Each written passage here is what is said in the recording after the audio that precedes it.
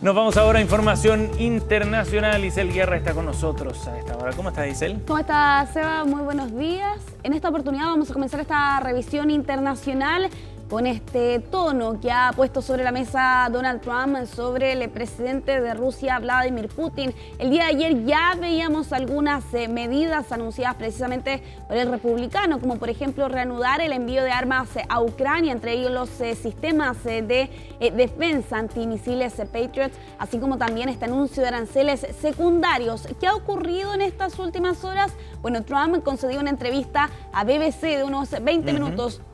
Una entrevista telefónica donde fue consultado evidentemente respecto a estos últimos anuncios. Y allí Trump señalaba estar decepcionado, pero no ha terminado con Vladimir Putin, precisamente en alusión a las presiones que ha estado ejerciendo Estados Unidos en estos últimos días, en este cambio de tono respecto a lo que habíamos visto en las semanas anteriores. Se le consulta también a Trump si él confía en el presidente de Rusia y allí Trump señala: no confío en casi nadie. Lo que sí relata a Trump es que en al menos 4 oportunidades la posibilidad de alcanzar un acuerdo entre Rusia y Ucrania estuvo bastante cerca, pero que sin embargo se terminó por desinflar. De todas formas, aseguraba Trump en esta entrevista que fue concedida durante esta mañana que de todas formas Estados Unidos está trabajando para poder poner fin precisamente a este conflicto. Todo esto cuando hemos visto algunos de los anuncios que ha realizado la Casa Blanca y particularmente el republicano. El día de ayer, en medio de esta reunión con el secretario general, que estamos viendo allí por cierto en imágenes, secretario general de la OTAN, Mark Rutte, quien visitaba Estados Unidos y donde a la espera de lo que estábamos hasta el día de ayer por la mañana de este anuncio de reanudar el envío de armas a Ucrania, pero sobre todo que es la presión más grande que ejerce aquí Trump contra Rusia, esta amenaza de sanciones, pero particularmente de aranceles, ¿no? Que es la nueva forma que tiene la administración de Trump de condicionar algunas acciones que busca por lo demás. Y no solo aranceles contra Rusia en particular, exacto, sino contra aquellos países que comercien con Rusia. Y eso es bien relevante porque para algunas naciones ese comercio es crítico. Exacto. Un ejemplo que ponía hoy día la BBC, por ejemplo, era cómo India compraba petróleo ruso para abastecerse. Bueno, ese país entonces tendría que pagar también el arancel que se le estaría imponiendo a Rusia. Claro, exactamente. Son estos denominados aranceles secundarios, teniendo en cuenta que Rusia y Estados Unidos apenas tienen comercio, ¿no? Y con esto busca precisamente forzar esta decisión a la nación euroasiática al sancionar precisamente a quienes son sus aliados o cercanos comerciales. Entre ellos está también China, por cierto, países con quienes se comercia petróleo y gas. Y es precisamente esa la acción con la que busca, por lo demás, aquí la Casa Blanca poder condicionar que se pueda alcanzar un acuerdo en medio de los esfuerzos que ha hecho Estados Unidos, particularmente en estas últimas semanas y meses. Un cambio de tono más severo con Vladimir Putin. Si bien en estos últimos meses hemos visto varias llamadas telefónicas, al menos 6 que se han conocido públicamente entre Trump y Putin durante este último periodo, pero lo cierto es que cada vez Trump utiliza palabras más duras para referirse respecto de la situación de Putin. Nuevamente señala que está muy decepcionado el presidente de Rusia. Todo esto cuando vimos la semana pasada particularmente ataques bastante importantes de parte del Kremlin contra diferentes ciudades ucranianas, específicamente Kiev. Veíamos el lanzamiento de esos drones, cientos de ellos lanzados durante la noche. Lo que ya se mencionaba eran ataques con una utilización récord de estos armamentos y que daba cuenta también del reforzamiento de la política militar de Rusia en medio de este conflicto.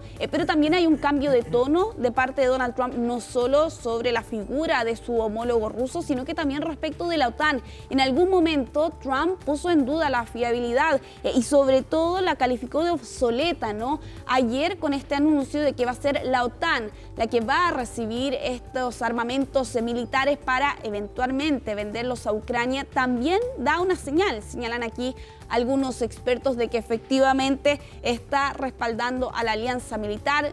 Consiguió hace algunas semanas, por lo demás, aumentar este gasto en defensa al 5%, una de las grandes premisas que perseguía Trump, por lo demás, en estos últimos meses, y con ello pareciera Seba, que se cambia en algo el tablero de ajedrez respecto de las posiciones de Trump, de Vladimir Putin y también de la alianza militar en medio de este conflicto que ya se extiende por más de 3 años.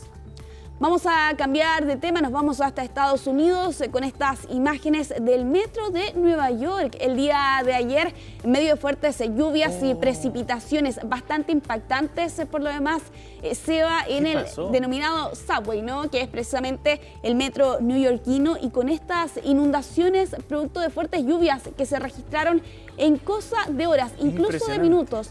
Seba, por ejemplo, algunos detalles que entregan aquí los medios expertos, que cayeron 50 milímetros de agua en solo una hora en la ciudad de Nueva York. Esta cifra solo ha sido superada por un récord que había anteriormente el 2021, ¿no? Donde en ese momento cayeron 89 milímetros de agua en solo 60 minutos. Bueno, la segunda cifra más alta es precisamente lo que ocurría el día de ayer, y eso dejaba estas postales que están viendo ustedes allí en imágenes para quienes nos escuchan a esta hora en la radio. Las estaciones del metro de Nueva York completamente inundada, con el agua fluyendo también entre los vagones, pasajeros subidos a los asientos. Al menos una estación resultó completamente inundada, producto de lo ocurrido el día de ayer. Varios trenes suspendidos, con retrasos, también algunos desviados, producto de estas imágenes totalmente escalofriantes por lo demás para los pasajeros que estaban allí atrapados en esos vagones. Claro, impresionante. Es que la violencia con la que entra el agua, la fuerza, es bien impresionante. Y lo más llamativo de todo, bueno, esto no deja de ser asombroso en pleno verano. Sí, por cierto, exactamente, es la temporada del verano en el hemisferio norte, con estas lluvias que por lo demás se han hecho sentir en Estados Unidos en estas últimas 2 semanas. Lo vimos el 4 de julio en Texas, precisamente, con esas inundaciones que posteriormente también se reportaron en otras zonas del sur de Estados Unidos. Evidentemente no al nivel de la tragedia, lo ocurrido en Texas, donde perdieron la vida al menos 120 personas, pero ojo con un pronóstico para esta jornada de lluvias que se van a mantener en esta zona del este de Estados Unidos. No solo en Nueva York, también en Virginia se van a estar registrando durante esta jornada fuertes precipitaciones. De hecho, hay millones de personas que están en alerta actualmente en Estados Unidos, en el noroeste de la nación norteamericana, producto de los fenómenos meteorológicos que se van a registrar durante esta jornada. Virginia, Maryland, también Nueva Jersey es donde por estas horas están bajo alerta. De hecho, en Jersey están bajo estado de emergencia debido a que se prevén nuevas precipitaciones en las próximas horas. Varios vuelos cancelados, al menos 1.200 vuelos que han sido suspendidos o retrasados en diferentes terminales aéreos de esta zona de Estados Unidos. No solo el aeropuerto de LaGuardia, sino que también el National Reagan y el John F. Kennedy en Nueva York son algunos que han enfrentado allí algunas suspensiones y cancelaciones en estas últimas horas, producto de este fenómeno meteorológico, pero particularmente con esta imagen, ¿no?, del metro de Nueva York, recordando también algunas tragedias que han ocurrido en otras partes del mundo, como por ejemplo en Corea del Sur, donde hace algunos años, debido a una inundación producto de fuertes lluvias, varias personas perdieron la vida en esa oportunidad. Hay varios relatos por lo demás de pasajeros que enfrentaron esta situación el día de ayer. Mencionaban el temor, por cierto, de que se abrieran las puertas de estos vagones, y eso finalmente hacía que entrara mucha más agua precisamente a estos lugares, y ellos tenían que subirse a los asientos para poder sobrellevar esta situación el día de ayer. Entonces, para esta jornada se mantiene la alerta entonces en esa zona de Estados Unidos. Imágenes impresionantes que dan cuenta por lo demás de la potencia del agua y de la presión con la que salían algunas alcantarillas, incluso colapsaban y levantaban las tapas de estas debido a la fuerza y la cantidad de agua que cayó el día de ayer. Más de 50 milímetros en solo una hora era lo que se registraba en Nueva York. Vamos a cambiar de tema, vamos a continuar en Israel con este anuncio que se ha conocido en estas últimas horas de uno de los partidos de ultraortodoxos que existe en este país, y que finalmente han anunciado que van a dejar el gobierno en una medida que en rigor debería tardar 48 horas para hacerse efectiva, y todo esto en medio de la polémica por la exención militar que existe precisamente dentro de estos grupos en este país. Para entender el trasfondo hay que saber que los ultraortodoxos en rigor no tienen la obligación del servicio militar, o sea, no está ratificado por la ley, pero está amparado en disposiciones temporales siempre y cuando uno de estos jóvenes estudiara a tiempo completo en una escuela religiosa. Eso hasta junio del año pasado, porque aquí el Tribunal Supremo de Israel ordenó al ejército que comenzara a alistar precisamente a los jóvenes pertenecientes a estos grupos, y ahora los ultraortodoxos quieren que el gobierno apruebe un plan que permita mantener gran parte de esas exenciones militares. ¿Qué ocurre? Que esa exención está actualmente bloqueada en el Parlamento y eso ha llevado a que en estas últimas semanas y meses muchos de ellos hayan salido a las calles a protestar en contra de esta medida, y ahora particularmente con estas dos facciones del Partido Judaísmo Unido de la Torá que han anunciado precisamente que van a abandonar el gobierno de Benjamín Netanyahu. Yo les mencionaba, se requieren y se necesita un plazo de 48 horas para que esto se haga efectivo. Respecto de la estabilidad del gobierno de Netanyahu, bueno, pese a este anuncio de abandonar el gobierno, la verdad es que su salida no pone en peligro la estabilidad del gobierno de Netanyahu, porque este partido tiene 7 escaños y con ello la coalición de Netanyahu se mantiene, tiene 61 de los 120 escaños, pero la situación se pone más compleja para el primer ministro de Israel si es que otro partido también ultraortodoxo decide sumarse a esta medida, particularmente el partido Chas. Si es que efectivamente ellos llegaran a sumarse también a esta acción, allí sí bajarían a 50 los escaños y con ello peligraría la coalición del gobierno de Netanyahu.